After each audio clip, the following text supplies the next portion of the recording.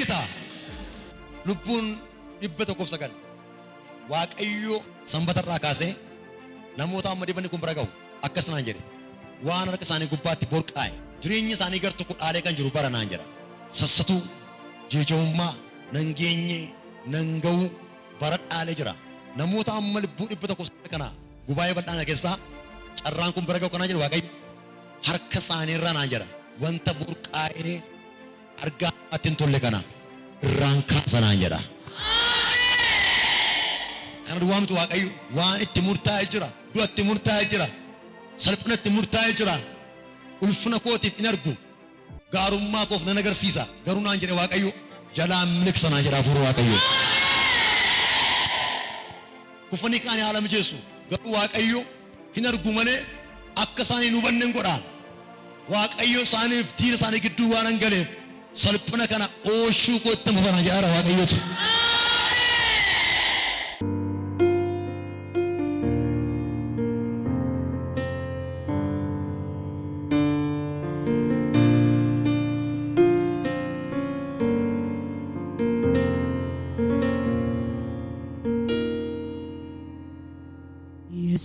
Yesus maqaa keerra fayyinaa jira. Yesus maqaa keerra ulfinaa jira. Yesus maqaa keerra aara galfii jira. Yesus maqaa keerra boqonnaa jira.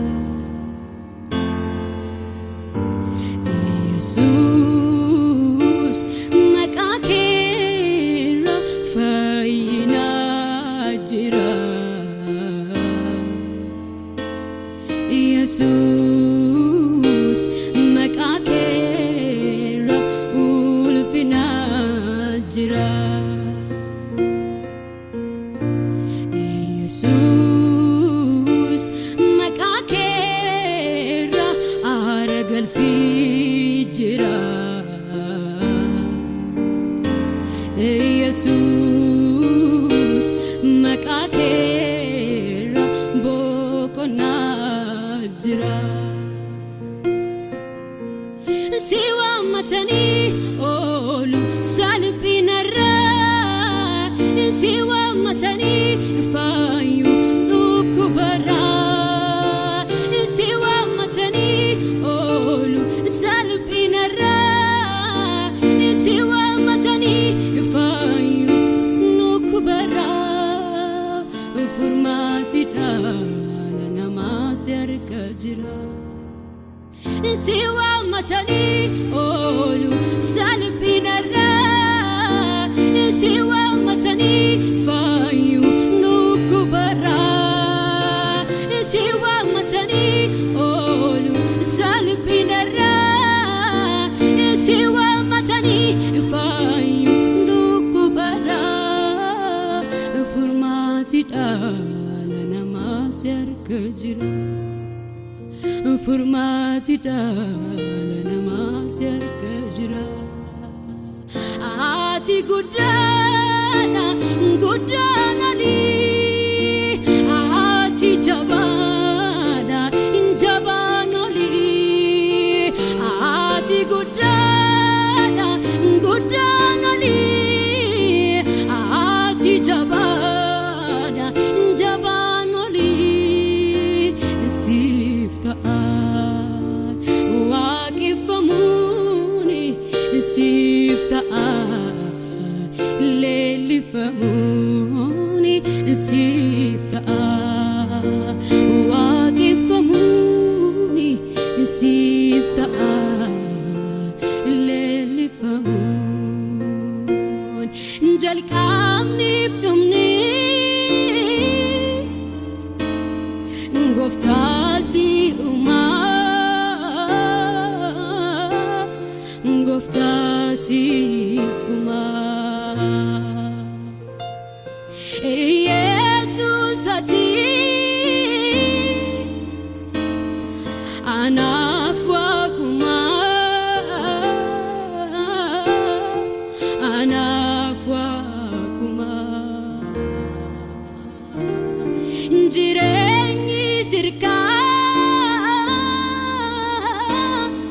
sirka argama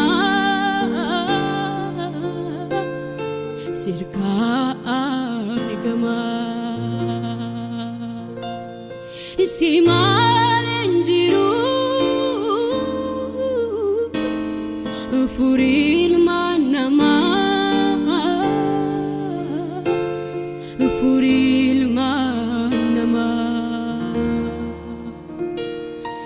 irko namni sigo furmati dala nama syarka jira ati gudana gudana ni ati jabana jabana li ati gudana gudana li ati jabana jabana li sifta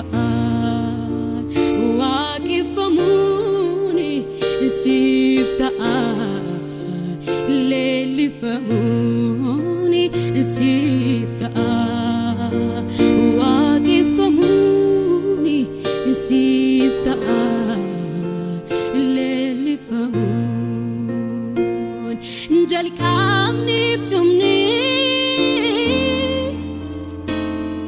goftasi uma goftasi uma Jesus ati ana